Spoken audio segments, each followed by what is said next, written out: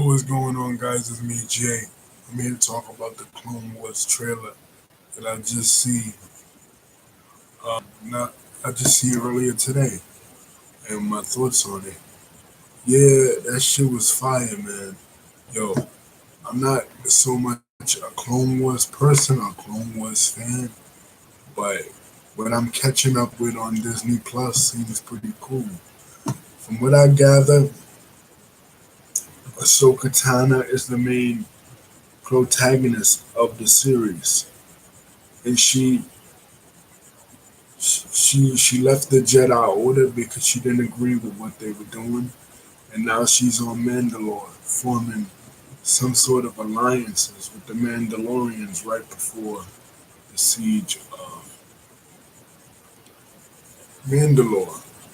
So this could kind of link her to the Mandalorian if she's still alive in that timeline. And what's interesting about season 7 of the Clone Wars is that it's going to lead us right into Revenge of the Sith. You see Samuel L. Jackson back as Mace Windu saying certain shit like there's a plot to overthrow the Jedi or to destroy the Jedi.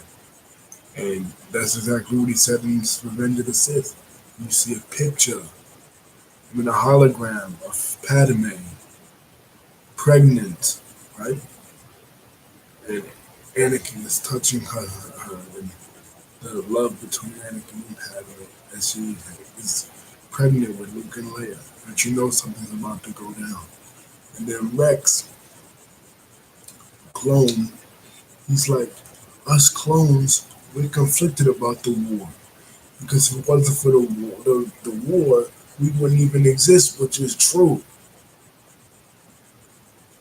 You know, the Jedi, the Jedi Master Cypher Dyas ordered those clones to be manufactured on Camino in order for them to be an effective army for the Republic.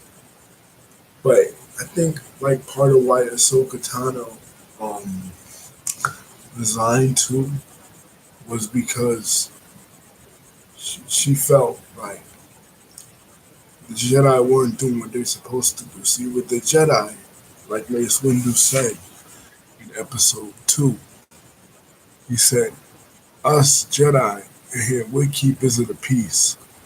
We're not we're not here to fight a war for you against the separatists."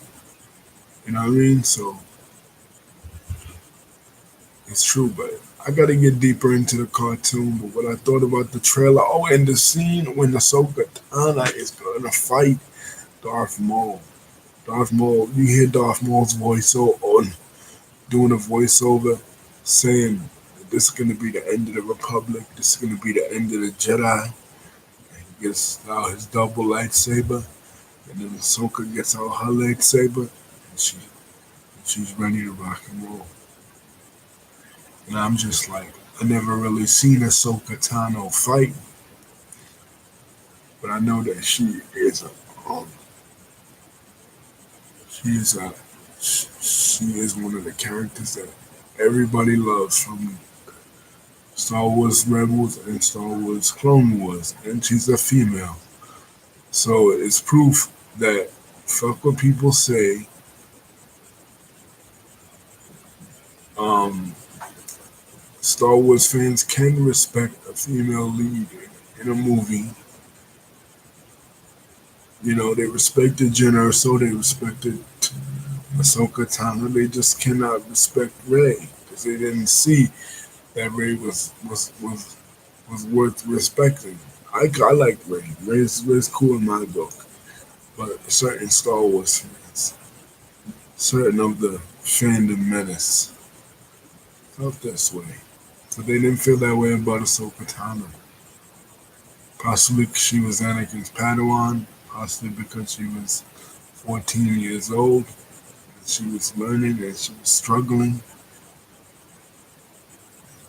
You know, she was going through the typical Star Wars shit. And then you see Kanan Jarrus on there. Now, there's talk about bringing, now not only Ahsoka into the Mandalorian season 2, but bringing Darth Maul back as an antagonist too.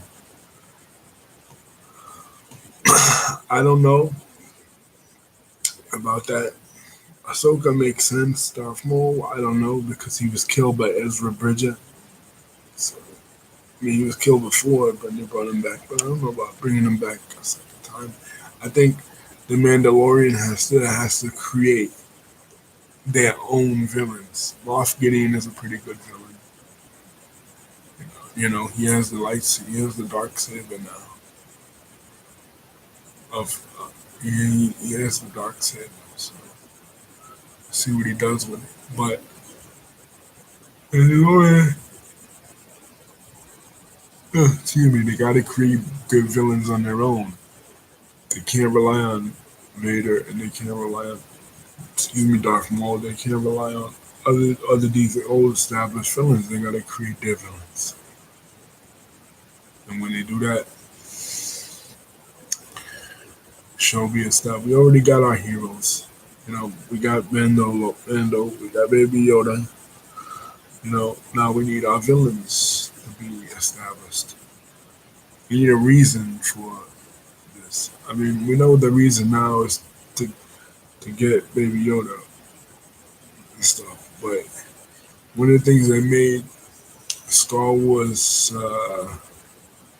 Clone Wars work so well is because villains were fleshed out, heroes were fleshed out, people. In the prequels, we didn't really see them fleshed out that much, like Obi-Wan and Anakin. Like, Anakin says that he's Obi-Wan's best friend, but we never really see why, but we see it in the Clone Wars. We see them go on adventures together and do things together, and we get to see in the movies. Anyway, guys, peace. I can't really, like I said, speak that much on on the on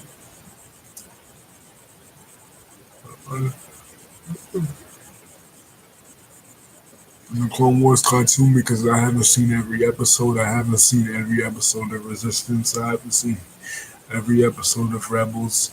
When I'm caught up completely with extra Star Wars media that has nothing to do with the movies or the book or movies or um the movies, I'll talk or the Mandalorian show. I'll talk about them, but for now, I have to leave just what I saw in the trailer. So comment and subscribe if anything you guys think I said that was not right or whatever. You know, just say because I'm trying to get caught up too. Because like I was thinking about too, like in between movies, we always had these things. That always got us, always kept us fans. You know, always kept us invested. Not just the movies, always kept us invested in the universe, like Knights of the Old Republic, like, or back in the '90s, Shadows of the Empire, big Star Wars game. Anyway, peace, guys. I'm going to bed, going to sleep. I love you. I'll do that Leah video tomorrow. Now I'm on my thoughts plan now.